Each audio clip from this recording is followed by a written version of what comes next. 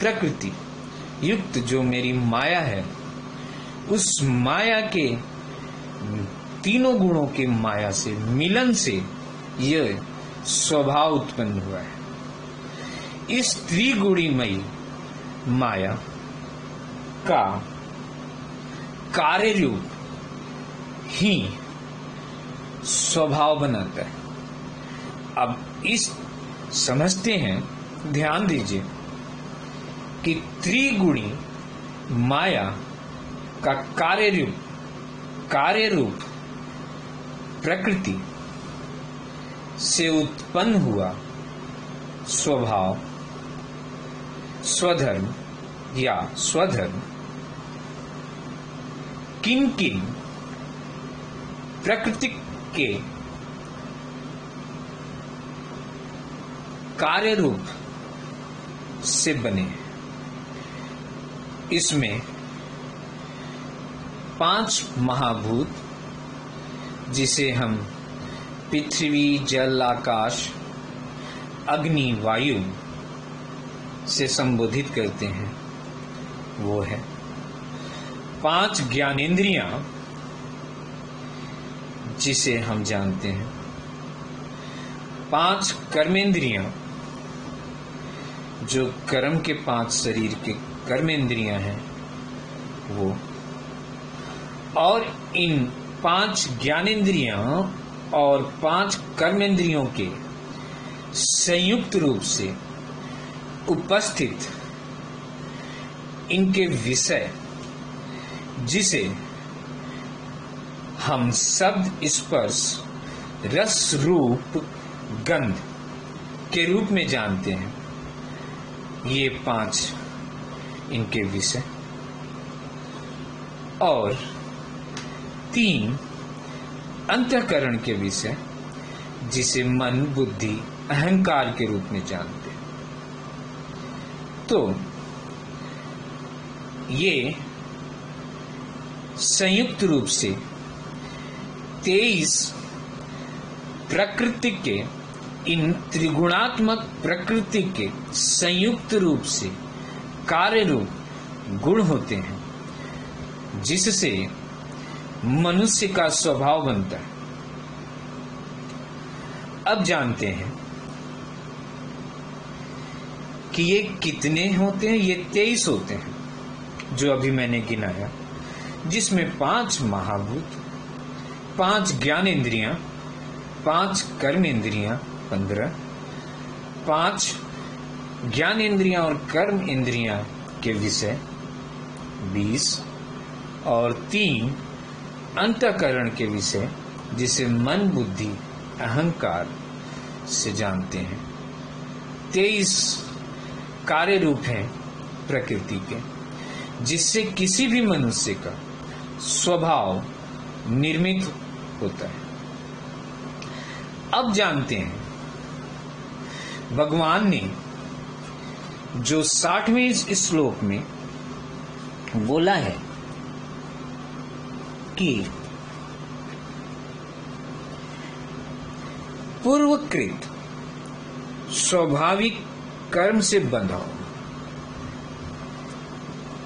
या पूर्वकृत पिछले जन्म का, और भी पिछले जन्म का, और भी पिछले जन्म का, अनंत जन्मों से जो तू जन्म ले रहा है, पुनर्जन्म ले रहा है, उन जन्मों में जो तेरे संस्कार बने हैं, जो तेरे संस्कार बने हैं, उन संस्कारों को भगवान ने पूर्वकृत संस्कार से बने हुए, जो तेरे इस वर्तमान के जन्म में जो स्वभाव बने हैं, वो तेरे मृत्यु के समय हुए गति, जाते समय जो तेरे शरीर को छोड़ के जाते हैं, आत्मा के साथ, तेरे इस आत्मा रूपी स्वरूप के साथ, ये भगवान श्री कृष्ण के अंश जो तेरे अंदर विराजमान है, जो वो अंश आत्मा है अर्थात जो स्वरूप है, उसके साथ 18 तत्व सूक्ष्म रूप से जाते हैं, जिसे हम कहते हैं 5 ज्ञानेंद्रियां, 5 कर्मेंद्रियां, 5 इन दोनों के विषय जो अभी हमने तीनों की चर्चा की तो 15 हो गए, और 3 अंतःकरण की विषय जिसे हम प्रकृति के द्वारा, प्रकृति से उत्पन्न हुए 3 गुण हैं जो अंतःकरण में रहते हैं, जिसको मन, बुद्धि, अहंकार बोलते हैं। ये 3 जो प्रकृति से बने कारण रूप हैं ये, और प्रकृति से बने अन्य कारण रूप भी वो 13, वो 18, 5, 5, 5 और 3, उधर 18 हो गए जो सूक्ष्म रूप शरीर के रूप से निकलता है। गति के समय अंतकाल में सूक्ष्म शरीर के रूप में बन के ये 18 निकलते हैं, जिसे हम ज्ञानेंद्रियां, कर्मेंद्रियां 5 और 5 इनके विषय शब्द, स्पर्श, रस, रूप, गंध 15 और 3 अंतःकरण के प्रकृति के से उत्पन्न 3 अंतःकरण के विषय जिसे हम मन, बुद्धि, अहंकार बोलते हैं। तो ये 15, 3, 18 इससे सूक्ष्म शरीर का निर्माण होता है। ये सूक्ष्म शरीर गति के समय,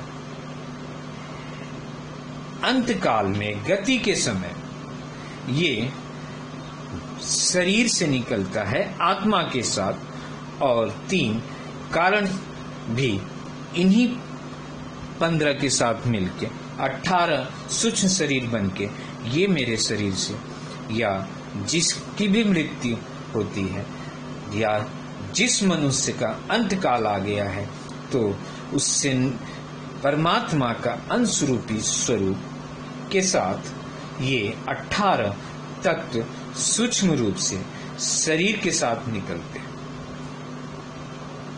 स्थूल शरीर जिसे हम सांसारिक शरीर बोलते हैं, जो दिखता है मनुष्यों का, वो यहीं रह जाता है।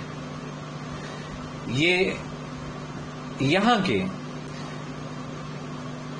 जीवित जीवों के लिए छोड़ दिया जाता है। बाकी सूक्ष्म शरीर के रूप में आत्मा के साथ निकल जाता है पुनर्जन्म के लिए। इसलिए प्रकृति से बने हुए मन, बुद्धि, अहंकार, ज्ञानेंद्रियां और कर्मेंद्रियां के जो 5 विषय हैं, जो अभी से नहीं कई जन्मों से बने हुए चले आ रहे हैं, उनके विषय सहित ज्ञानेंद्रियां, कर्मेंद्रियां वो भी कई संस्कारों से बने हुए हैं, वो भी जाते हैं, अंतःकरण की विषय जाते हैं। फिर ये सूक्ष्म शरीर पुनर्जन्म लेता है। अगर मनुष्यों में अच्छा काम किया होता है, उसका योग भ्रष्ट नहीं हुआ होता, उसका योग अंतकाल में भ्रष्ट नहीं हुआ होता, और अगर भ्रष्ट भी हुआ है तो उसकी गति मनुष्यों में ही होती है। योग भ्रष्ट जो भगवान ने गीता में अंतकाल गति के संदर्भ में